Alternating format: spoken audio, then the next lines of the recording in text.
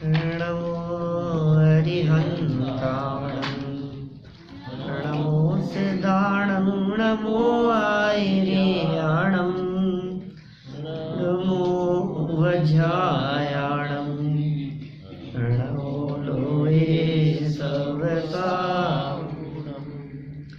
मोक्षमार्गस्य नेतारं वेतारं कर्मभूभृतां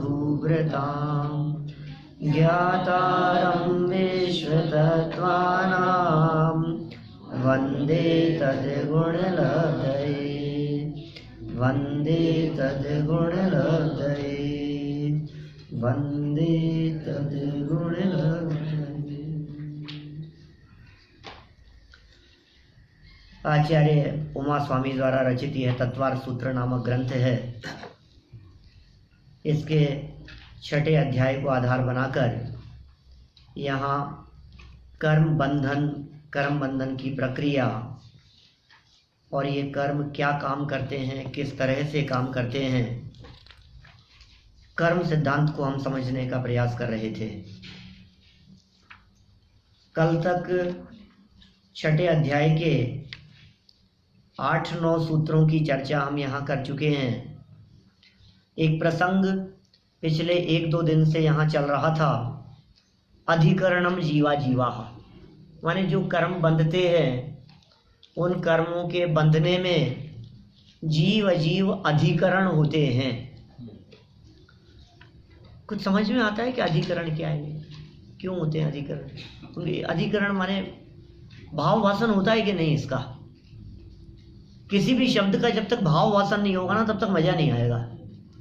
भाव वासन क्या चीज है? इसका अंदर का मर्म, उसको फील करना। भाव वासन मतलब वो चीज फीलिंग में आए। जैसे हमने कहा शरीर और आत्मा अलग अलग है, तो आपने कहा ठीक है अलग अलग है। नहीं, आप फील कर रहे हो कि शरीर अलग है और आत्मा अलग है। आप जिस समय चलते हैं तो आपको ऐसा महसूस हो रहा है कि बॉडी अलग चल रही है और मैं अलग चल रहा हूं।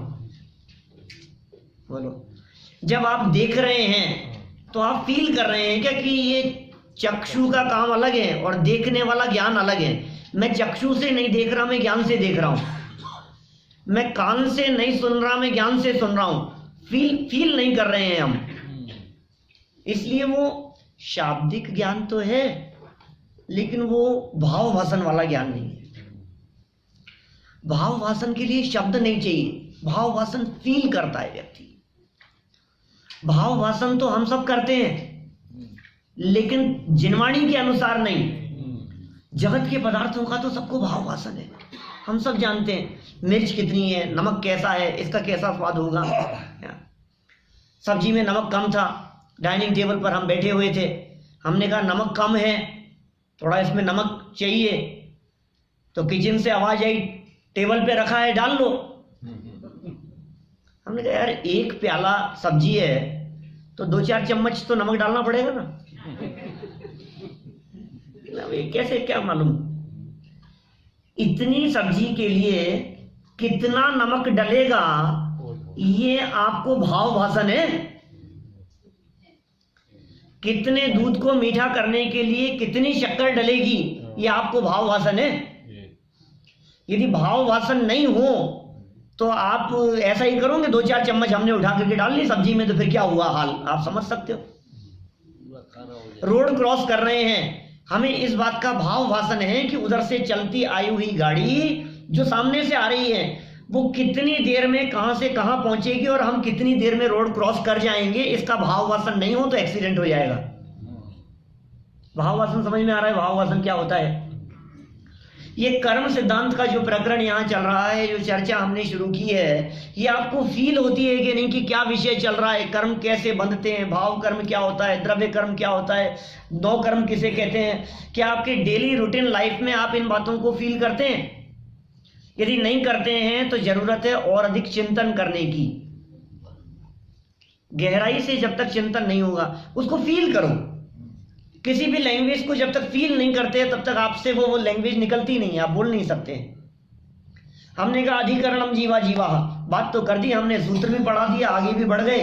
यदि मेरे से प्रश्न नहीं करते तो मैं तो सोचता कि भाई ये तो ठीक है, हो गया। नहीं, मतलब क्या है इसका?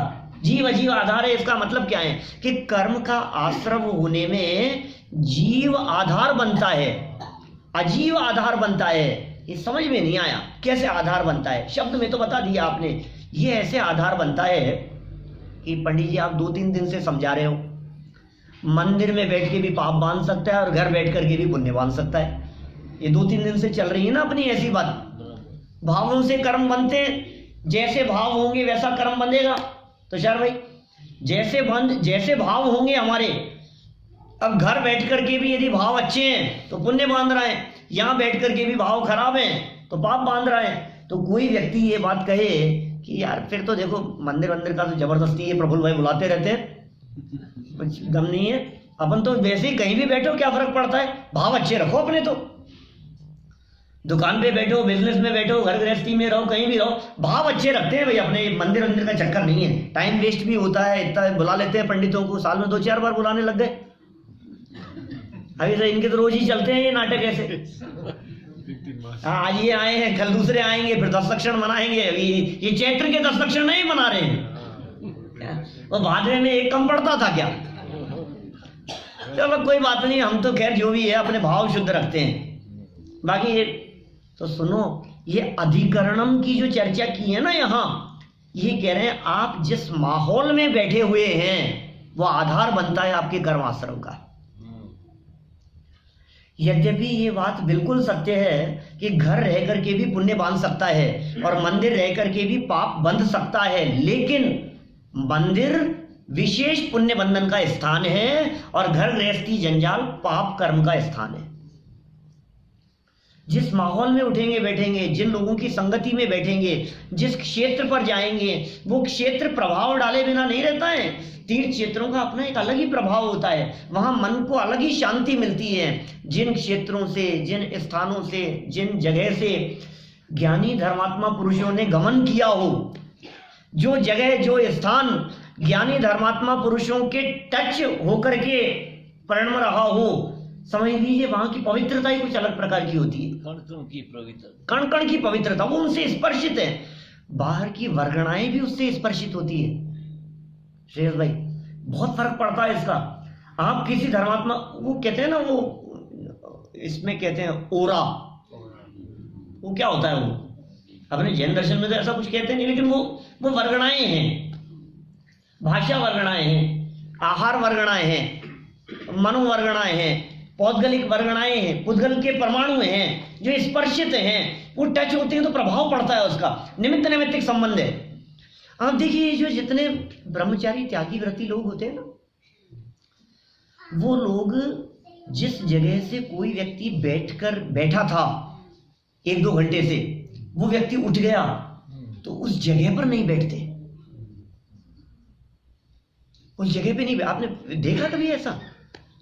जो हमने देखा है बहुत लोगों को, अपने मुनिराज होते हैं तो मुनिराज जहां बैठते हैं वहां पीछे से चलेंगे, धूप से छाया में जाएंगे, छाया से धूप में आएंगे, किसी जगह पर बैठेंगे तो पीछे। क्यों? क्योंकि वो उन वर्गणाओं का प्रभाव न पड़े। निमित्त नैमित्तिक इस तरह का संबंध हुआ करता है। सम्य शिखर जी चले जाओ, बुंदेलखंड में चले जाओ तीर्थ यात्रा के लिए, दक्षिण भारत में जाओ, बड़ी बड़ी प्रतिमाएं हैं, विशाल प्रतिमाएं हैं, वहां जाकर के सामने बैठते हैं तो यार कितने अच्छे भाव बन जाते हैं हमारे। ये क्या हो रहा है? अधिकरणम अजीवा, ये अजीव अधिकरण है। आपके परिणाम कैसे होंगे, उन परिणामों का फर्क पड़ रहा है। आप टीवी के सामने बैठे हैं और आप कह रहे हैं साहब पुण्य बांध लेंगे। पंडित जी एक बात बतलाओ, हर अंतर मुहूर्त में पाप से पुण्य और पुण्य से पाप बनता है ना? पक्का है ना? तो हम 3 घंटे मूवी देखेंगे मान लो, तो पुण्य बंधेगा कि नहीं? बीच में बंधेगा, बंधेगा, बिल्कुल बंधेगा। और एक बात बतलाओ, 3 घंटे आपके यहाँ मंदिर में आए तब भी पाप बंधेगा कि नहीं बंधेगा? बिल्कुल बंधेगा। तो फिर दोनों एक ही है ना, कहीं भी जाओ। नहीं है ऐसा। यहां पुण्य की मात्रा अधिक है और वहां पाप की विशेषता ज्यादा है। अधिकरण की बात, भाववासन हो रहा है। अधिकरण क्या कहना चाह रहे हैं? अधिकरण ये कहना चाह रहे हैं कि आप अच्छे माहौल में रहो। जैसे हम संगति का असर कहते हैं, जैसे हम बच्चों में कहते हैं अच्छे लोगों के बीच में उठना बैठना चाहिए, जिसके बारे में हम कहते हैं कि एटमॉस्फियर, जिसके लिए श्रेयस भाई ने भेजा सम्यक को वहां चैतन्य धाम, किस लिए? माहौल कैसा है, कौन से लोग हैं आसपास में, सर्कल बनता है, उनके बीच में उनके विचार, उनका चिंतन, उनकी सोच, उसका आदान प्रदान होता है। ये सब अधिकरणम कह रहे हैं यहाँ। जीव और अजीव तुम्हारे कर्म आश्रमों में निमित्त बनेंगे। और फिर क्या होगा? फिर आपके मन वचन काय, आपका संरम्भ समारंभ, आपका कृत कारित अनुमोदना, ये सब चर्चाएं अपन ने कल काफी विस्तार से कर ली है। यहाँ पर देखिए आगे बढ़ते हैं। आज तो अपन ज्ञानावरणी कर्म की तरफ। ये क्या चक्कर है? ज्ञानावरणी कर्म क्या है? ज्ञानावरण दर्शनावरण, पेज नंबर है 176 आपकी विधान की पुस्तकों में। विधान वाली में 176 है और ये है 406 नंबर पेज, सूत्र नंबर 10। विषय चल रहा है ज्ञानावरणी दर्शनावरणी। बोले ये क्या होते हैं? ये नए नए नाम ले आए पंडित जी। देखो आप इतने नए नए नाम सिखाओगे आप, बड़ा गड़बड़ हो जाएगा। सुबह भी 6 नाम नए सिखाए थे, अभी तक वो तो पक्के हुए नहीं है। मुझे मालूम है नहीं हुए हैं। कौन से थे? सर्वगत, असर्वगत, शून्य, अशून्य, ज्ञान ये अद्वैत, ज्ञान ये द्वैत। चलो वो उन्हीं ज्ञान की चर्चा, जिस ज्ञान की चर्चा हमने सुबह अलग एंगल से की थी, उसी ज्ञान की चर्चा यहाँ अलग एंगल से की जा रही है। हमारी जो नॉलेज है, हम जो कुछ भी जानते हैं, कौन व्यक्ति कितना जानेगा, कौन व्यक्ति कितना समझेगा, किसके कितना समझ में आएगा, ये समझाने वाले पर डिपेंड नहीं करता है, ये आपकी व्यक्तिगत योग्यता पर निर्भर करता है। और उसमें निमित्त बनता है आपका ज्ञानावरणी नाम का कर्म। एक व्यक्ति समझाने वाले हैं, क्लास में समझा रहे हैं, टीचर पढ़ा रहे हैं, क्लास में 50 स्टूडेंट पढ़ रहे हैं, सबको एक जैसा समझ में नहीं आता। सबको एक जैसा आता है समझ में? नहीं। देखो पढ़ाने वाले भी, जो विद्यार्थी 20-25 साल पहले पढ़ाया हुआ, टॉप किया हो ना, कलेक्टर बन गया हो, कहीं कोई अच्छी पोस्ट पर हो, तो कहते हैं मेरा पढ़ाया हुआ है। तुम्हारे पढ़ाने से मेरे पढ़ाए हुए देखो आज कितनी बड़ी बड़ी पोस्ट पर है। कि हमने सुना है वो एक जो ठेला चलाता है वो भी तुम्हारा पढ़ाया हुआ है। ये क्या हुआ है? ये क्या चक्कर है? माने हमने तो सबको बराबर पढ़ाया था, तो वो ऐसा क्यों रह गया और वो इतना ज्ञानवान क्यों हो गया, वो इतनी अच्छी पोस्ट पर क्यों चला गया? ये पढ़ाने वाले पर नहीं है। सिखाने वाला क्या सिखाएगा? सीखने वाला अपनी योग्यता से सीखता है। सबकी अपनी अपनी समझ होती है। देखो क्या गजब की बातें होती है भाई साहब। हम समझा रहे हैं किसी व्यक्ति को, हम समझाते रहे, हमारी छोड़ो, किसी व्यक्ति को उनके पिताजी समझाते रहे, लाइफ टाइम समझाते रहे, बेटा ऐसा कर, बेटा स्वाध्याय में आया कर, बेटा प्रवचन सुनने के लिए आया कर, लाइफ टाइम समझाते रहे, नहीं समझा। और फिर क्या हुआ? पिताजी का स्वर्गवास हो गया और फिर समझ में आई तो अपने आप ही आ गई। अब कौन समझा रहा है बताओ? समझाने वाले जब ऋषभदेव जैसे थे तो मरीचि को नहीं समझ में आई, ऋषभदेव जैसे समझाने वाले। और जब समझने की योग्यता आई तो क्या हुआ बगड़ा जी? शेर की अवस्था में, और 2 साधारण से मुनिराज उधर से गुजर रहे थे और उनके समझाने से समझ में आ गई। तो कौन के समझाने से क्या समझ में आएगी? किस पर डिपेंड करता है? आपके ज्ञानावरणी कर्म का उदय और ज्ञान की योग्यता, ये दोनों चीजें साथ में मिलती है, कॉम्बिनेशन है इनका। ज्ञानावरणी कर्म और ज्ञान। ज्ञानावरणी कर्म पुद्गल है, कर्म की बात कर रहा हूं। कर्म कौन सा कर्म है इन 3 में से? ये वाला, ये वाला, ये वाला, ये इधर वाला है क्या? ये वाला, ये वाला है। इसका नाम क्या है?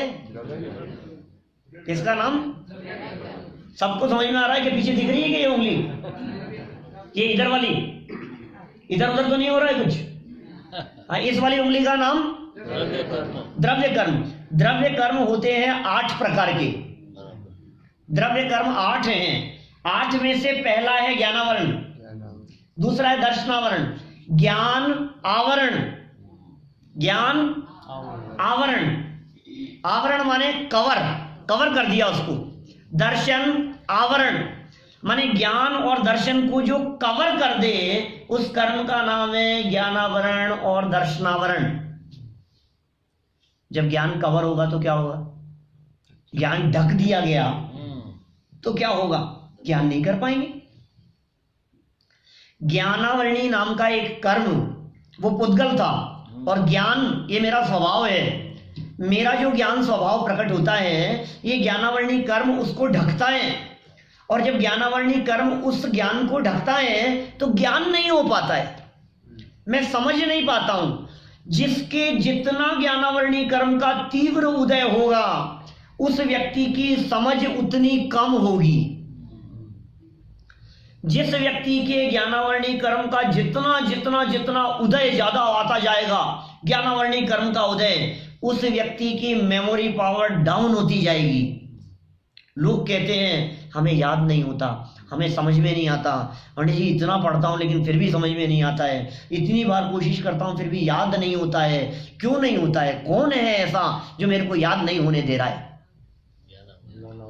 फिर कोई अच्छे होंगे लोग आपके यहाँ डॉक्टर, तो कहेंगे पंडित जी थोड़े से बादाम खिलाओ इनको। बादाम खिलाना चाहिए। बादाम खिलाने से याददाश्त बढ़ती है कि नहीं? नहीं बढ़ेगी। बादाम खाने में मेमोरी पावर बढ़ेगी कि नहीं? थोड़ी बहुत। अरे नहीं, तो बादाम क्या करेंगे उसमें? ज्ञानावरणी कर्म बदलना चाहिए, ज्ञानावरणी कर्म मंद होना चाहिए, ज्ञानावरणी कर्म रिड्यूस होना चाहिए, तो आपका ज्ञान बढ़ेगा। ज्ञानावरणी कर्म बढ़ेगा तो ज्ञान घटेगा। आवरण है ना ये? कोई जैसे समझो आप, ये इसी को समझो, ये ज्ञान है, ऊपर कर्म है, ये कर्म ढका है इससे। ये कर्म यदि कम है, मान लो ये कर्म यदि कम है तो नीचे वाला ज्ञान खुल रहा है ज्यादा, और ये ऊपर का कर्म यदि बढ़ रहा है तो क्या होगा? ज्ञान कम कम दिखेगा। तो ज्ञान की कमी मतलब ज्ञानावरणी की ज्यादापना। ज्ञानावरणी कर्म ज्यादा होगा तो ज्ञान कम होगा, और ज्ञान ज्यादा है इसका मतलब ज्ञानावरणी कर्म कम है। इसको शास्त्रों की भाषा में कहते हैं ज्ञानावरणी कर्म का क्षयोपशम। दो चीज है, दो शब्द हैं अलग अलग। एक है ज्ञानावरणी कर्म का उदय। क्या शब्द है? ज्ञानावरणी कर्म का उदय। दूसरा शब्द है ज्ञानावरणी कर्म का क्षयोपशम। रसिक भाई, ज्ञानावरणी कर्म का उदय और ज्ञानावरणी कर्म का क्षयोपशम।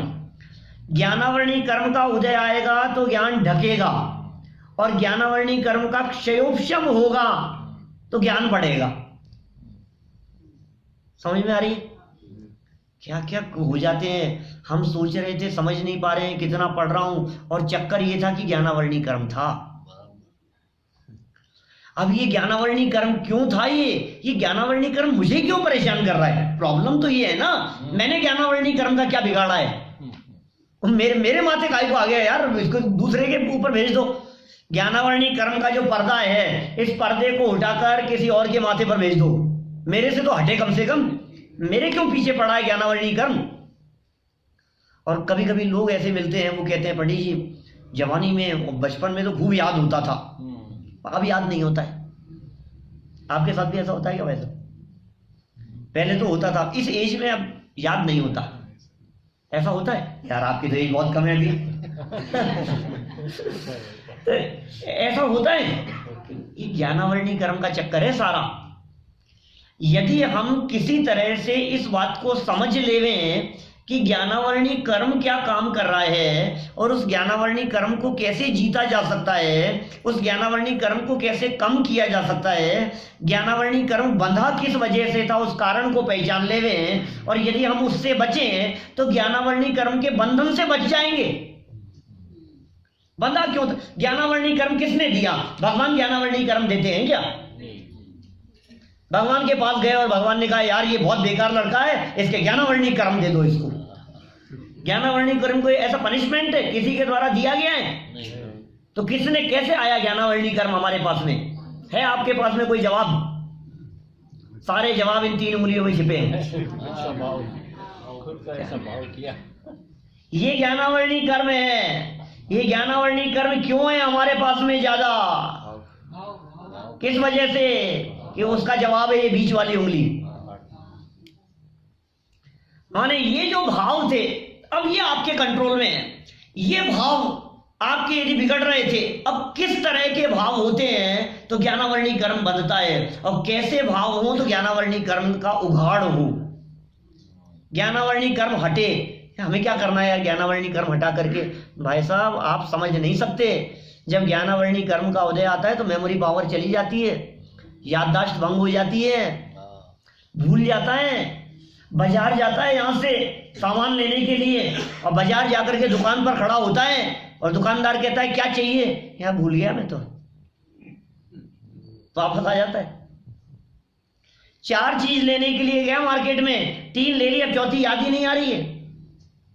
ज्ञानावर्णी कर्म का जब तीव्र उदय होता है हरीश भाई, तो एग्जाम देने के लिए बैठते हैं, पढ़ा हुआ है मेरा, याद भी आ रहा है, उस जगह पर है लेकिन पता नहीं क्या है, पक्का याद था लेकिन वो याद नहीं आ रहा। आप बताओ 6 नाम कौन बतलाएगा सुबह वाले? अभी तो बताए थे, तो आपको तो बहुत ज्ञान है। सर्व का सर्व अभी तो बताए, शून्य अशून्य ज्ञान किया, अद्वैत ज्ञान किया द्वैत ने। तो बात कर रहा हूं मैंने किसी भी चीज के बारे में जो आपको याद हो रहा है, जो आपको याद नहीं हो रहा है, फिर कितने टाइम तक वो चीज याद रहेगी, कितने समय बाद में आप उस चीज को भूल जाएंगे, पिछले जन्म का आपको वर्तमान में याद क्यों नहीं है, इस जन्म का अगले जन्म में याद रहेगा कि नहीं रहेगा। और ज्ञान की सामर्थ्य तो बड़ी गजब की है भाई साहब। ज्ञान जिसके पास में है सारे दुनिया के काम हो जाते हैं ज्ञान से। कौन बनेगा करोड़पति? जिसके पास में 15 क्वेश्चंस का ज्ञान होगा। 15 प्रश्न पूछता है अमिताभ बच्चन, जिसके पास में वो नॉलेज होगी। क्या अच्छे से अच्छे डॉक्टर ज्ञान है, अच्छे इंजीनियर, अच्छे वकील, अच्छे प्रोफेशन वाले अच्छी पोस्ट पर कौन है? जिनके पास में ज्ञान है। सारे जगत में ज्ञान का चमत्कार दिखाई देता है। और ज्ञान के साथ, ये तो भौतिक ज्ञान की बात कर रहा हूं, आध्यात्मिक ज्ञान यदि होगा, आंतरिक ज्ञान यदि होगा, अपना ज्ञान यदि होगा, तो उस ज्ञान के साथ में सुख का अविनाभाव संबंध है। क्या कहा? दौलत राम जी ने छेड़ाला में एक लाइन लिखी है, ज्ञान समान न्यान जगत में सुख को कारण। सुनिए आप लोग, ज्ञान के समान इस जगत में सुख का कोई कारण नहीं है। टोडरमल जी ने मोक्ष मार्ग प्रकाशक में लिखा, ये जीव ज्ञान की हीनता से दुखी है। दुख का कारण ज्ञान की हीनता है, व्यक्तता नहीं। एक व्यक्ति कोमा में पड़ा है, या समझो एक व्यक्ति 101 डिग्री बुखार है, तड़फड़ा रहा है 101 डिग्री बुखार में, हाथ पांव पछाड़ रहा है, बेचैनी हो रही है बहुत ज्यादा, बुखार बढ़ गया 104 105 हो गया, अब शांत है बिल्कुल। क्यों? ठीक हो गया है ना। 101 था तब तो हाथ पांव पछाड़ रहा था, तड़फड़ा रहा था, अब 105 डिग्री हो गया तो पड़ा है बिल्कुल, हाथ पांव भी नहीं हिला रहा है। क्यों? शांति मिली है ना उसको। अरे दिख रही है अंदर की बेचैनी, वो जानता है, वो व्यक्त नहीं कर पा रहा है उसको। एक इंद्रिय जीव कितने दुखी हैं, 2 इंद्रिय कितने दुखी हैं जिनको ज्ञान नहीं है। असैनी पंचेंद्रिय तक के जीव कितने दुखी हैं, आप उसकी कल्पना नहीं कर सकते हो। आपको नरक के दुख तो दिखाई देते हैं बाबूजी, आपको 4 इंद्रियों के दुख दिखाई नहीं देते। नरक से ज्यादा दुख है मक्खी मच्छरों को। क्या बात कर रहे हो? नरक में लगता है हमारे को मार पीट त्राई त्राई मच रही है, खाने पीने को नहीं है, भूख प्यास सर्दी गर्मी की वेदनाएं, तिल तिल करे देह के खंड। नरक की तो वातावरण बहुत खराब है। मक्खी मच्छर 4 इंद्रिय जीव है, ज्ञान मंद है। इस ज्ञान की मंदता से होने वाली तकलीफ की कल्पना नहीं कर सकते हो आप। छोटे छोटे बच्चे होते हैं ना, समझ नहीं होती है, जब वे बोल नहीं पाते हैं, जब वे किसी बात को व्यक्त नहीं कर पाते हैं, उनकी तकलीफ कितनी होती है आप उसको फील करके देखो। 2 साल का बच्चा, 6 महीने का बच्चा बोल नहीं पा रहा है, समझा नहीं पा रहा है और रोता है। 6 महीने का बच्चा रोता है और आपके पास में एक ही उपाय है कि इसको दूध पिला दो, भूख लग रही होगी, भूखा होगा बस। और क्या समझते हो आप? पेट दर्द कर रहा है कि सर दर्द कर रहा है, कुछ नहीं समझ में आता हमारे को। वो बोल नहीं सकता, व्यक्त नहीं कर सकता। अव्यक्त पने की तकलीफ बहुत होती है। और जहां ज्ञान होता है वहां समझ होती है, ज्ञान समाधान कारक होता है। जिसके पास में ज्ञान होता है वहां हर प्रॉब्लम का सॉल्यूशन होता है। आपने बीरबल के किस्से नहीं सुने? अकबर बीरबल, बहुत बुद्धिमान थे, हर समस्या का समाधान था उनके पास में। ऐसे एक बुद्धिमान हुए हैं अपने यहाँ तेनालीराम, सुना है नाम तेनालीराम का?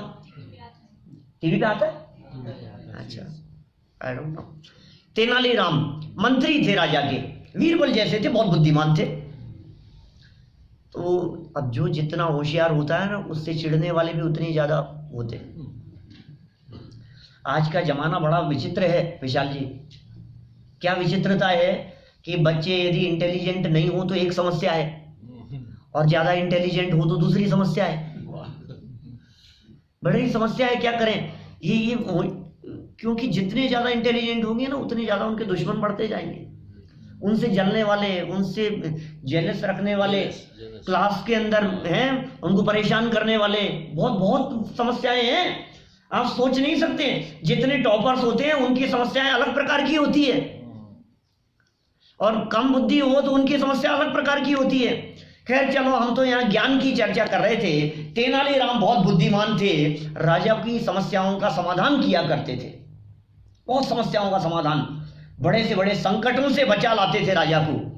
लेकिन दूसरे मंत्री लोग उससे बहुत ज्यादा चिढ़ते थे, जलते थे। यार जब तक ये है ना, हमारी तो कोई कीमत ही नहीं है, राजा की निगाह में हम तो कुछ है ही नहीं, ये है बस, ये बुद्धिमान है क्या?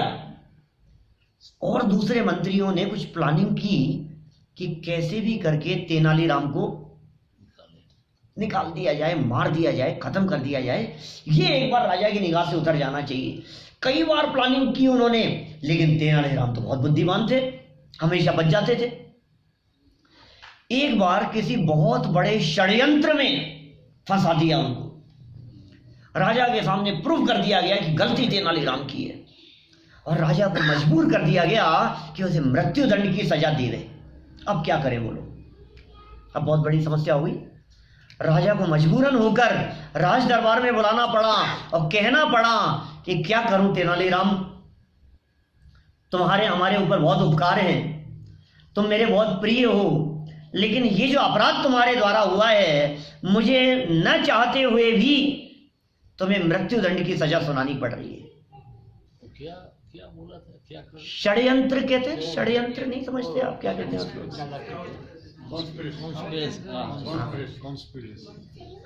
मतलब उलझा दिया उसको, फंस गया वो। अब क्या हुआ साहब, अब जब वो फंस गया और राजा ने उसको कह दिया कि इसको मौत की सजा सुनाई जाती है, अब सब मंत्री सब खड़े हैं, सारा राज दरबार लगा हुआ है, मृत्युदंड दे दिया। सब मंत्री सोच रहे थे बेटा आज आया है ऊंट पहाड़ के नीचे, आज आया है, ये अब पता लगेगा, ये तो अब तो हट गया ये रास्ते से। राजा ने एक बात कह दी इससे कि तुमने हमारी बहुत हेल्प की है, अंत समय है तुम्हारा, मृत्युदंड तुम्हारे को दिया गया है, तुम्हारे को अपराध की सजा तो मिलेगी ही, लेकिन तुम्हें मृत्युदंड कैसे दिया जाए, क्योंकि मौत तो बहुत प्रकार से दी जा सकती है। यदि तुम चाहो तो तलवार से काट करके तुम्हारे को मृत्युदंड दे देवें, तुम चाहो तो तुम्हें फांसी पर चढ़ा देवें, तुम चाहो तो तुम्हें जहर दे देवें।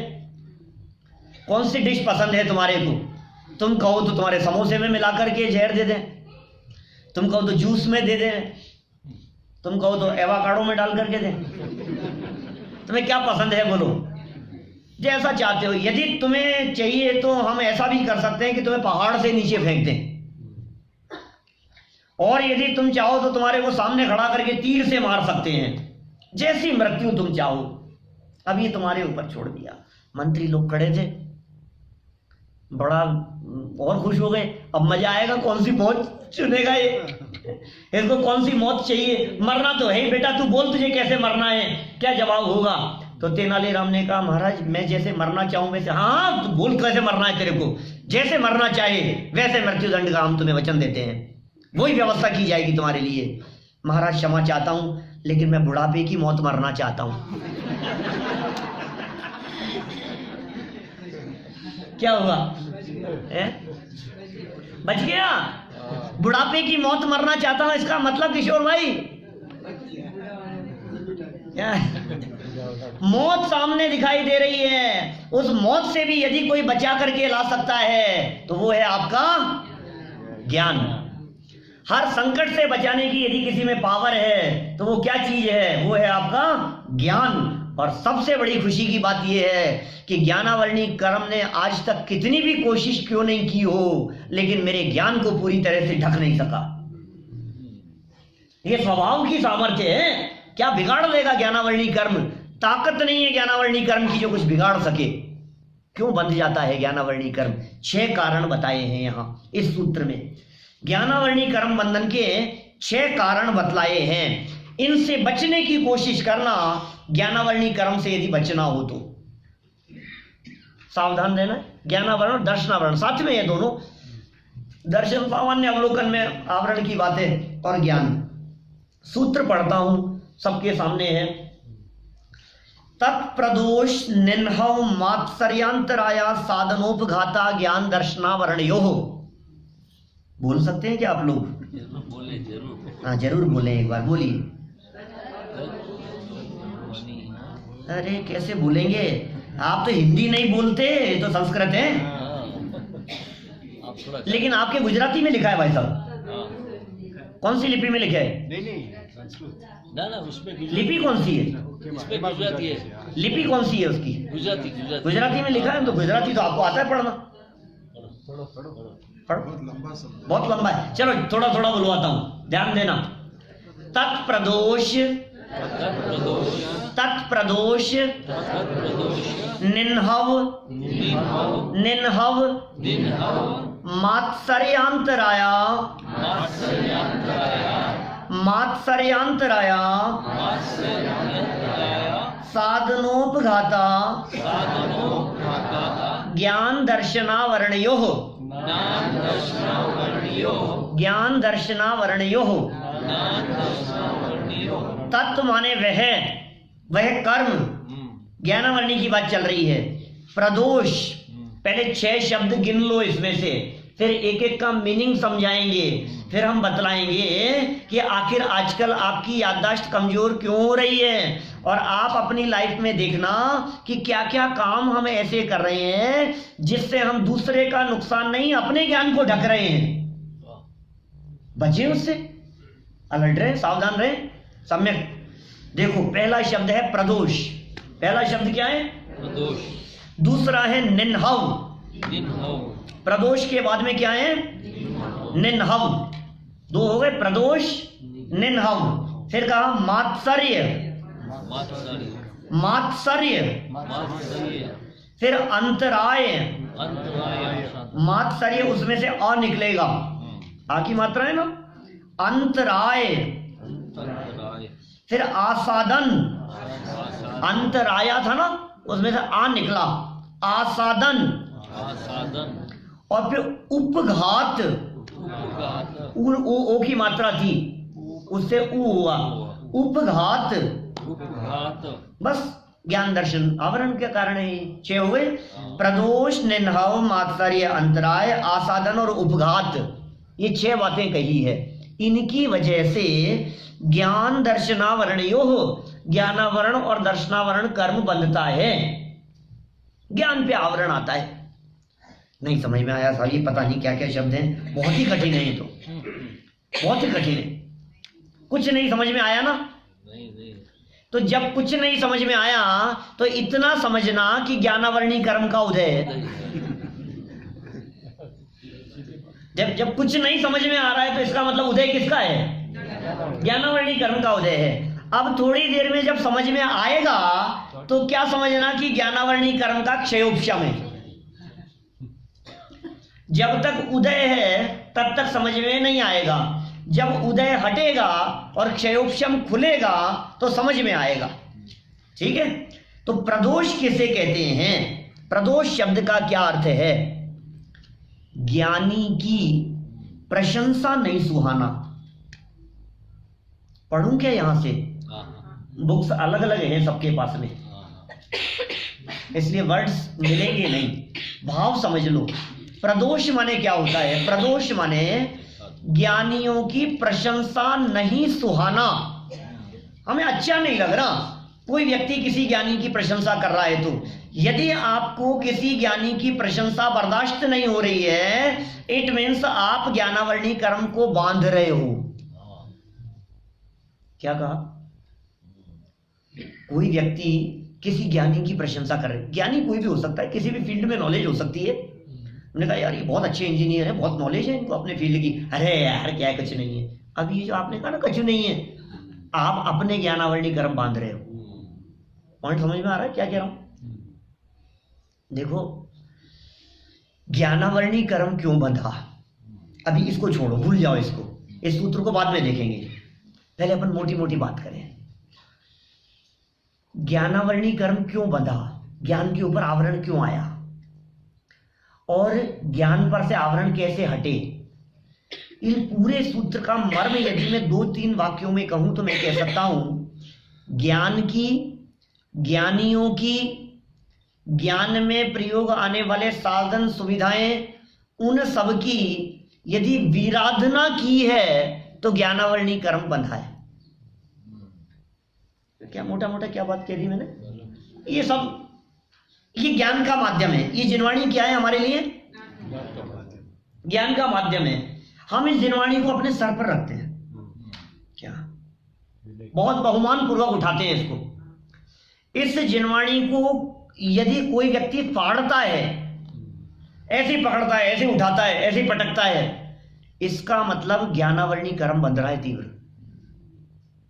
समझ रहे हैं आप? ज्ञान की विराधना से ज्ञानावरणी कर्म बंधेगा।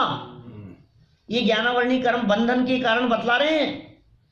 आपने बचपन में ऐसा सुना होगा अपने बड़े बुजुर्गों से, जब आप स्कूल में पढ़ते थे सम्यक, तो ऐसा सुना होगा, बेटे किताब को संभाल के रखते हैं, किताब के पैर नहीं लगाते, बेटा कॉपी किताब को जमीन पे नहीं रखते, ये विद्या है? सुना सुना ऐसा सुना? यहाँ भी ऐसा ही चलता है ना? हमारे जयपुर में तो होता है भाई, आपके यहाँ भी ऐसा ही चलता है। देखो वही है, बिल्कुल एक जैसा ही है, कोई फर्क नहीं है। आपको बार बार में लगता है कि जयपुर से आए हैं, जयपुर से आए हैं पंडित जी, तो ऐसा ही है, जैसा जयपुर है वैसा नैरोबी है, कोई फर्क नहीं है। तो क्यों, आपने कभी कारण पूछा? हो सकता है बचपन में कभी आप ऐसा पूछते भी, इससे क्या होता है? अगर जब कह दिया ना संभाल करके रखो, फटनी नहीं चाहिए किताब, जमीन पे नहीं, सर पे लगाओ, इसको उठाओ किताब, फिर ऐसे करते थे, ऐसे ऐसे हाथ लगाते थे। क्यों? हमने किताब की विनय करना सिखाया। आप उसकी अविनय कर रहे हैं तो उससे ज्ञानावरणी कर्म बंध रहा है। आप उसकी विनय कर रहे हैं तो ज्ञान का उगाड़ हो रहा है। पॉइंट समझ में आ रहा है क्या कह रहा हूं? ज्ञान, अब तो कितनी तरह की चीजें हो सकती है अपने पास, तो अभी पढ़ने पढ़ाने के माध्यम के अंदर जिनवाणी है, तो जिनवाणी के जो व्यक्ति विनय करेगा उसके ज्ञानावरणी कर्म का उगाड़ होगा। जो जिनवाणी की अविनय करेगा उस व्यक्ति के ज्ञानावरणी कर्म ऐसा हो जाएगा कि वो अपना नाम भूल जाएगा, अपना नाम नहीं जबान से बता पाएगा। हम सोचते ही रह जाएं, फिर डॉक्टर को दिखाते रहो, फिर इलाज कराते रहो, फिर दवाइयां खाते रहो, कुछ नहीं होगा उससे, क्योंकि उदय तो गड़बड़ अंदर में चल रहा है। दवाई क्या करेगी? उदय तो वहां गड़बड़ हो रहा है। पूजन कर रहे हैं, पूजन की किताबें हैं, एक व्यक्ति है जो समेट समेट करके रखते हैं, इसका मतलब वो ज्ञान की आराधना करें। आपको पता है आचार्य कुंद पूर्व भाव में ग्वाला थे, सबने सुनी है स्टोरी आचार्य कुंद स्वामी की। एक ग्वाले का जीव, पढ़ना नहीं आता था, कुछ नहीं आता था, एक अक्षर नहीं समझता था, लेकिन जिनवाणी उसने देखी और उसने बस दान दे दी उसे, उसके फल में वो कुंद आचार्य बन गया। ज्ञान की आराधना का फल केवल ज्ञान है, और ज्ञान की विराधना का फल अक्षर के अनंत में भाग ज्ञान है, जो कि निगोध में हो जाता है, निगोध में चला जाता है। ज्ञान छीन लिया जाता है, समझ नहीं रहेगी, चक्षु इंद्रिय संबंधी ज्ञान नहीं रहेगा, कर्ण इंद्रिय संबंधी ज्ञान नहीं रहेगा। ज्ञान का दुरुपयोग किया तो ज्ञान छीन लिया जाएगा, और ज्ञान का सदुपयोग किया तो ज्ञान बढ़ता चला जाएगा। क्या करें, सब याद नहीं होती है, इसलिए क्या क्या कारण रहे। प्रदोष, ज्ञानी थे ना, वो नॉलेज थी उनको बहुत ज्यादा। आपने कहा साहब, अरे साहब एक बहुत अच्छे विद्वान आए हैं, हमारे विधान चल रहा है, कार्यक्रम चल रहा है, 3-4 विद्वान आए हुए हैं, और क्या ज्ञान है भाई उनको तो। अरे क्या है, आप कुछ नहीं है ज्ञानवान, हमारे पास बैठो, हम देते हैं आपको, वो आपको ज्ञान देने लग जाएगा। ऐसे होते हैं बहुत सारे लोग। ज्ञानावरणी कर्म बांध रहा है, विराधना कर रहा है, इसको पता नहीं है। इसको जो अभी वर्तमान में थोड़ा सा अपने ज्ञान का वो हो रहा है ना, ये इसका ज्ञान अगले ही क्षण कैसे बदल जाएगा। थोड़े समय में ये जीव निगोद में चला जाएगा, 2 इंद्रिय हो जाएगा, 4 इंद्रिय हो जाएगा, सुनने की सामर्थ्य नहीं रहेगी। आज सुनाने वाले मिल रहे हैं तो सुनने नहीं आना चाह रहा है, ये कह रहा है नहीं सब सुन रखा है मैंने, सुनने का भाव नहीं आ रहा है अंदर में। ये प्रदोष है। प्रदोष में क्या कहा, ज्ञानी पुरुषों की प्रशंसा ना सुहाना, बस ऐसा परिणाम, ये प्रदोष है। निन्हव क्या होता है, छुपाऊ। निन्हव का शाब्दिक अर्थ क्या है, छुपाऊ, छुपाना, ढक लेना, बताना नहीं, दूसरे को पता नहीं लग जाए। कभी कभी ऐसा मन में आता है क्या भाव, दूसरे को पता नहीं लग जाए। पढ़ने लिखने वाले बच्चों में बहुत होता है ऐसा, हम लोग सब पढ़ते लिखते ही तो हैं, सब में होता है ऐसा। एग्जाम टाइम है, किसी का कुछ है, कोई अपने को पता है, बताओ ही मत, आप उसको बता देंगे तो उसको पता लग जाएगा, फिर उसके भी नंबर ज्यादा आ जाएंगे। तुम ज्ञानावरणी कर्म बांध रहे हो, सावधान रहो, बहुत सतर्क और सावधान रहने की जरूरत है। निन्हव, कभी भी ऐसा नहीं होगा हमारे द्वारा। देखो ज्ञान की ऐसी विशेषता होती है, बांटने से बढ़ता है। बांटन वाले के लगे जो मेहंदी को रंग, सुना है आपने, पहले मेहंदी ऐसे पीसते थे, तो जो बांटता है उसके मेहंदी का रंग अपने आप लग जाता है। जो सिखाता है वो अपने आप सीख जाता है। आप सिखाओ, आप बताओ, आप प्रचार प्रसार करो, आप लोगों को समझाओ, यदि आप ज्ञान का विकास चाहते हैं तो। निन्हव माने छिपाना। यदि तुमने ज्ञान को छिपाया, अपने प्रकट ज्ञान को, अपने प्राप्त ज्ञान को किसी के द्वारा पूछे जाने पर भी नहीं बताया, आपने कोई बात कही और सामने वाले ने पूछा कि आपने कहाँ पढ़ी और हमने बताया ही नहीं, ऐसा नहीं, क्योंकि और पढ़ लेगा मेरे से ज्यादा, मैं तो थोड़ा सा ही पढ़ पाया हूं, मैं इसको ठिकाना बता दूंगा तो ये मेरे से ज्यादा पढ़ लेगा, ऐसा विचार करके नहीं बताना, ये निन्हव नाम का दोष है जो ज्ञानावरणी कर्म में बंध रहा है, ज्ञानावरणी कर्म को बांध रहा है। मात्सर्य, मात्सर्य क्या चीज है, मात्सर्य माने होता है घमंड। मात्सर्य माने घमंड। जो हूं आने कहीश तो ते पंडित थई जशे, एम विचारी कोई ने न भणाओ वो ते मात्सर्य छे। बताना नहीं, अपने ज्ञान का घमंड है, मैं नहीं बताता। तो आपने आपके ज्ञान का बहुत घमंड किया इसने। कितने दिन का है ये ज्ञान, एक सर के ऊपर चोट पड़ती है और सारी याददाश्त चली जाती है। भाई साहब क्या ज्ञान का घमंड कर रहे हो आप, इस शिवोपशम ज्ञान का क्या घमंड करते हैं। ये कुछ दम नहीं है शिवोपशम ज्ञान में। अच्छा भला समझदार आदमी, अच्छा भला विद्वान, एक थोड़ा सा यहाँ का कोई ढीली हो गई कोई नस और सब खत्म हो गया। ये क्या हो गया, ये मात्सर्य है। घमंड यदि किया है तो ज्ञानावरणी कर्म जाता रहेगा। अंतराय, अंतराय क्या है, अंतराय माने तो विघ्न डाल देना, किसी को पढ़ने नहीं देना, पढ़ने में डिस्टरबेंस महसूस करना। कोई व्यक्ति तत्वार सूत्र पढ़ रहा है, उसको मना करते हैं यार बाद में पढ़ लेना, आपने बंद करवा दिया। कोई व्यक्ति भक्तामर पढ़ रहा है, आपने रोक दिया। कोई व्यक्ति समय सार पढ़ रहा है, आपने रोक दिया। आपको लगता है मैंने इसको रोक दिया, क्या झाड़ दिया मैंने उसको। भाई साहब बंद करा दी उसकी किताब, बंद कर दी उसने कि सुन, तूने जो ये वचनों से तीर चलाया था, ये तीर सामने वाले व्यक्ति पर नहीं लगा, ये तीर उमा स्वामी आचार्य पे लगा है। नहीं समझ में आई बात। मुझे एक पद्म पुराण का प्रसंग याद आ रहा है। हरीश भाई, क्या हुआ, रावण कैलाश पर्वत के ऊपर बहुरूपिणी विद्या सिद्ध कर रहा था, शांतिनाथ भगवान की भक्ति कर रहा था, बहुत तपस्या कर रहा था, साधना कर रहा था, भगवान की भक्ति कर रहा था। तीर्थंकर परमात्मा 16वें तीर्थंकर वहां प्रतिमा सामने विराजमान है और वहां भक्ति कर रहा है। सारी विद्याएं, सारी शक्तियां सब बाहर खड़ी हुई है वहां पर। और लक्ष्मण आए अपने खेमे में और वहां आकर उसने कहा, लक्ष्मण ने धनुष बाण निकालने लगे, अच्छा मौका है, नहीं छोड़ूंगा। राम जी ने क्या हुआ, क्या कर रहा है, क्या कर रहा है, अरे वो ऐसी गलती दोबारा मत करना। रामचंद्र जी ने क्या कहा? ऐसी गलती दोबारा मत करना। क्या करने जा रहा है तुझे पता भी है? तेरे द्वारा चलाया गया तीर शांतिनाथ भगवान के लगेगा। भाई साहब क्या बात कर रहे हो? मेरा निशाना इतना कमजोर है? मेरा निशाना इतना भी कमजोर नहीं है, रावण के लगाऊंगा और थोड़ा सा चूक जाऊंगा और भगवान के लग जाएगा, ऐसा कैसे होगा? अरे तू समझा नहीं मैं क्या कहना चाहता हूं? तेरा निशाना तो कमजोर नहीं है, लेकिन जिस जगह तेरा निशाना लगेगा उसके हृदय पर, उसकी छाती पे तीर चलाएगा ना, तुझे पता है उसकी छाती में, उसके हृदय में कौन बैठे हैं? भगवान बैठे हैं। समझ रहे हैं क्या कहना चाह रहा हूं मैं? वो व्यक्ति जिस समय भगवान महावीर स्वामी की भक्ति कर रहा है, उस समय महावीर भगवान उसके हृदय में बैठे हैं। जो व्यक्ति तत्वार्थ सूत्र पढ़ रहा है, उस समय उसके हृदय में उमा स्वामी आचार्य बैठे हैं। और जिस समय जो व्यक्ति समय सार पढ़ रहा है, उस समय उसके हृदय में आचार्य कुंद कुंद बैठे।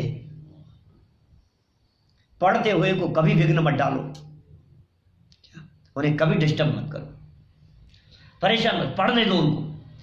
स्वाध्याय करने पर तो बिल्कुल नहीं, ज्ञान की आराधना करने में जितना आप सहयोग कर सको उतना करो, ये कह रहे हैं यहां पर। अंतराय नहीं, अंतराय डाला आपने, कई तरह के अंतराय। ये तो हॉस्टल वगैरह में पढ़ते हैं ना बच्चे, तो बहुत तरह की बदमाशियां करते हैं सब डिस्टर्ब करने के लिए। कभी लाइट चला देंगे, कभी कुछ कॉमिक्स रख देंगे, कभी कुछ कर देंगे उसको भटकाने के लिए। समझ में आ रही है बात?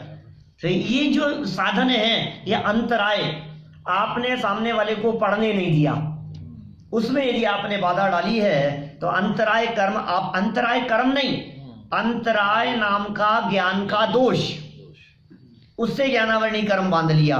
आसाधन, आसाधन क्या चीज है? कोई दूसरा किसी दूसरे को बता रहा था तो उसे रोक दिया, आसाधन। खुद बताने से रोकने वाली बात तो पहले आ गई, छिपाने वाली बात तो। अब कोई बात किसी दूसरे को पता नहीं लग जाए, तो मैं तो नहीं बता रहा और प्रफुल्ल भाई बताने लग गए, तो एकदम हाथ पकड़ लिया, थाम, डटो, क्या कहते हैं, रोक दिया उनको, इशारा कर दिया कि बताए नहीं, सामने वाले को इस बात का पता नहीं लगना चाहिए, तो आपने ज्ञान को रोका। ये दोष है आसाधन, आसाधन नाम का दोष है। फिर है उपघात। उपघात क्या चीज है? प्रशस्त ज्ञान में दोष लगावे या प्रशंसा लायक ज्ञान की प्रशंसा नहीं होने देवे। क्या कहा? प्रशंसा लायक ज्ञान की। देखो भाई, छोटे छोटे से बच्चे कितनी चीजें याद कर लेते हैं, कितनी चीजें सुनाते हैं, पढ़ते हैं। वो कोई चीज आकर के यहाँ सुना रहे हैं, अब आप उसकी प्रशंसा नहीं कर रहे हो। जो प्रशंसा लायक व्यक्ति है, यदि आप उसकी प्रशंसा नहीं कर पा रहे हैं तो ज्ञानावरणी कर्म बांध रहे हैं। इसका मतलब यह है, यदि आप ज्ञानावरणी कर्म नहीं चाहते हो तो मुक्त कंठ से आप उनकी प्रशंसा करो, उनके ज्ञान की प्रशंसा करो। एक फॉर्मूला है सीधा सा, ज्ञान की वीराधना से ज्ञानावरणी कर्म बंधता है, तो ज्ञान की आराधना से ज्ञानावरणी कर्म का क्षयोपशम खुलता है। क्या कह दिया मैंने? मेमोरी केम है, क्या कहेंगे? बधे, केम बधे। कैसे बढ़ाएं मेमोरी? वो सूत्र बतला रहा हूं, वो पॉइंट बतला रहा हूं जो 5-5 हजार रुपए का टिकट लेकर मेमोरी बढ़ाने वाले सेमिनारों में जाते हैं। क्या वो न मालूम क्या सिखाएंगे और क्या सीख करके आओगे, और फिर भी मेमोरी बढ़ेगी कि नहीं बढ़ेगी मुझे नहीं पता। लेकिन एक उपाय है मेमोरी बढ़ाने का। क्या उपाय है? कि ज्ञान की आराधना, जिनवाणी की विनय, जिनवाणी को संभालो, जिनवाणी के ऊपर कवर चढ़ाओ, संभाल करके रखो, बहुत बहुमान पूर्वक रखो।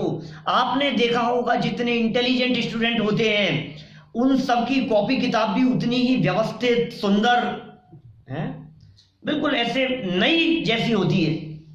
बहुत संभाल करके रखते हैं, अपना बैग संभाल करके रखेंगे, अपनी किताबों को संभाल करके रखेंगे। उनकी कॉपी देखो तो आप अक्षर मोतियों जैसे चमकेंगे। और जो थोड़े डल होते हैं ना, उनकी कहीं से कोई पेज फट रहा है, कहीं कुछ हो रहा है, ऐसे ही हवा में चलती है, ऐसे फेंकते हैं वो तो सब। तो ये जो फेंक रहे हैं ये ज्ञानावरणी कर्म को बांध रहे हैं। जिनवाणी पूजन करते हैं, सुबह विधान करते हैं, बड़े बड़े विधान करते समय चावल चढ़ाते हैं, अब वो चावल किताब में रह गए। आपने विधान की पुस्तक बंद कर दी, अब 2 साल बाद में कब दोबारा विधान करेंगे तो निकलेगा, पेज गल गए अंदर से, उसमें जीव पड़ गए। हमारी जिम्मेदारी बनती है हम उस जिनवाणी को सावधानी पूर्वक, एक भी चावल नहीं रह जाए उसमें, बहुत व्यवस्थित रखें, सीधा रखें। कभी कभी क्या ऐसे टेढ़ी रखते हैं ना, बहुत सीधी रखी हुई है तो ये यहाँ से ऐसी टेढ़ी हो जाती है, बुक्स खराब हो जाती है, फट जाती है। कभी कभी झूठे हाथ लगाता है, झूठे मुंह बोलता है। कोई चीज खाई हो ना अपन ने और झूठे मुंह जिनवाणी की बात बोलने लगता है, ज्ञानावरणी कर्म बंध रहा है उससे। सावधान रहो, झूठे मुंह नहीं बोलना कभी भी, झूठे हाथ नहीं लगाना कभी भी, जमीन पर नहीं रखना, कभी पैर नहीं। हमने ये तो बड़े पंडित जी वगैरह तो ऐसी बात करते हैं, वो जिनवाणी नहीं रखते, वो कहते हैं कि मैं जहां बैठा हूं उससे नीचे जिनवाणी नहीं होनी चाहिए, ऐसी बात करते हैं। अपने नाभि के नीचे जिनवाणी नहीं होनी चाहिए, ऊपर होनी चाहिए। तो ये विनय है ये। और क्या करें? और ये हो सकता है कि हमने ज्ञानियों की निंदा की थी, आज से ज्ञानियों की प्रशंसा करना शुरू कर दो। हमने पढ़ने नहीं दिया था किसी को, आज से पढ़ने की प्रेरणा देना शुरू कर दो।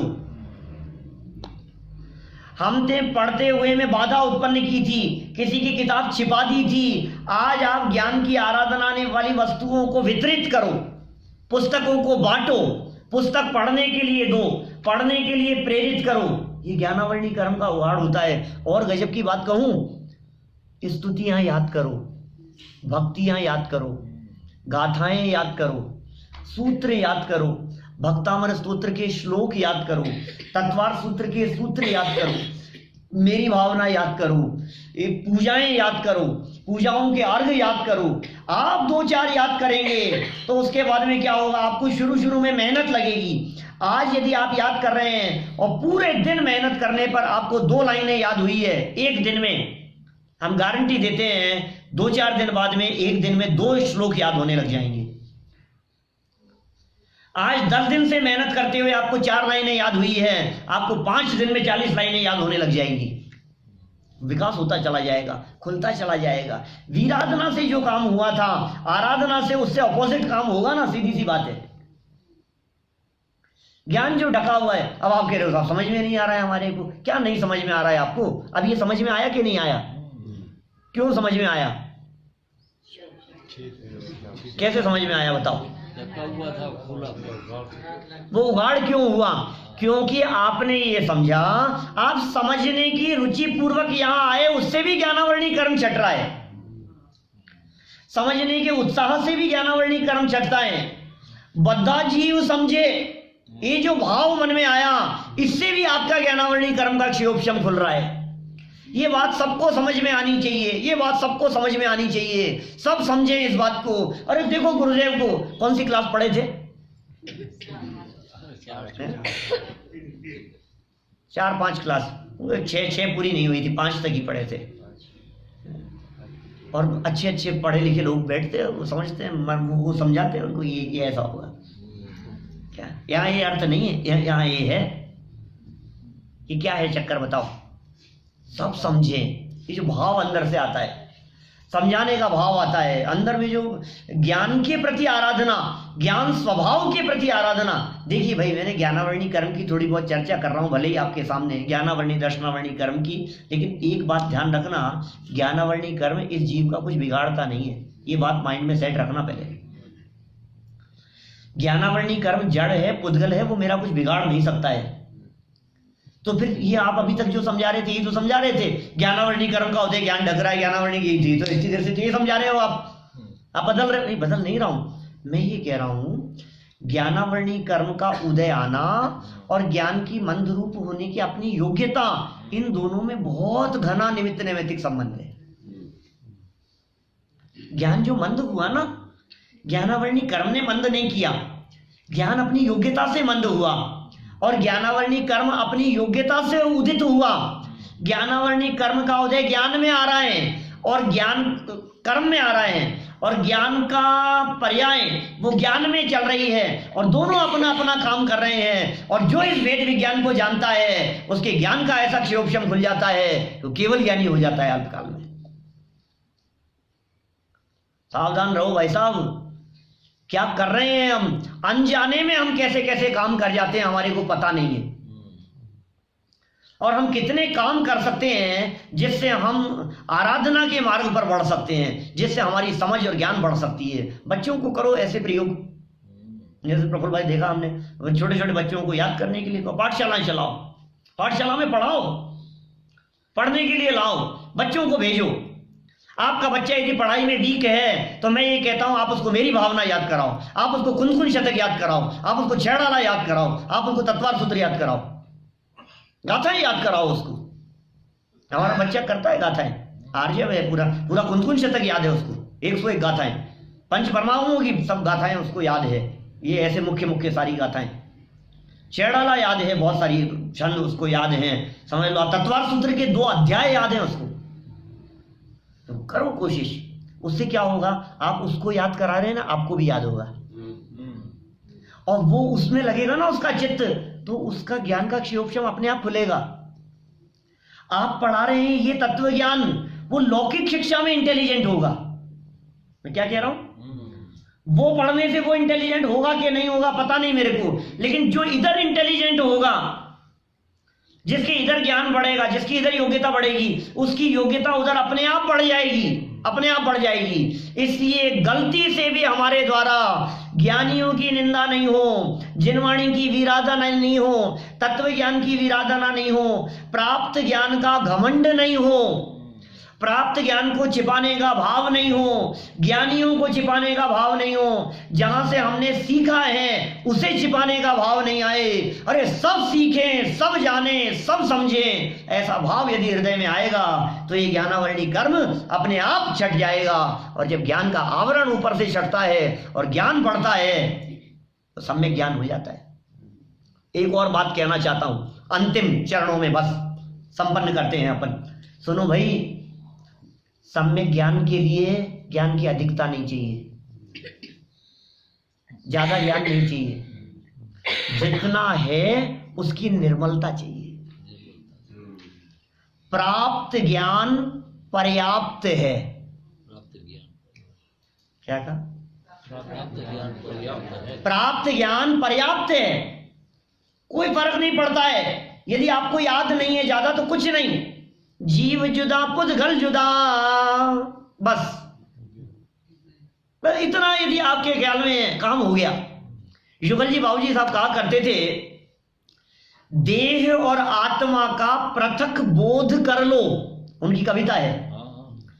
देह और आत्मा, देह और आत्मा का पृथक बोध कर लो और बाकी ज्ञान पेटी में बंद कर धर लो। और जरूरत ही नहीं है बाकी के ज्ञान की, इतना ज्ञान प्राप्त है वो पर्याप्त है। ये भाई साहब एक कर्म का प्रकरण चल रहा है, कर्मों ने कितना बिगाड़ने की कोशिश नहीं की। अनादिकाल से ज्ञानावरणी कर्म तीव्र तीव्र तीव्र तीव्र तीव्र तीव्र तीव्र कितना भी तीव्र रीति से हमारे ऊपर क्यों नहीं आया हो, लेकिन फिर भी मेरी ज्ञान सामर्थ्य ऐसी है कि उस ज्ञान को ये ज्ञानावरणी कर्म ढक नहीं पाया कभी। और सुनो, ये जो मेरा प्रकट ज्ञान है, यदि ये अपने स्वभाव की तरफ सन्मुख हो जाए तो ज्ञानावरणी कर्म को ढूंढते रह जाओगे, गायब हो जाएगा सारा का सारा ज्ञानावरणी कर्म। तो ये थोड़ी बहुत चर्चा हमने ज्ञानावरणी, सेम यही चीज दर्शन के ऊपर आवरण संबंधी लगाना, ये 10वें सूत्र की हमने यहाँ चर्चा की है। कल वेदनीय कर्म संबंधी प्रकरण को हम आगे बढ़ाएंगे। अभी हाँ बोलो। वो शिवभूति मुनि, हाँ उसको बहुत ज्ञानावरणी कर्म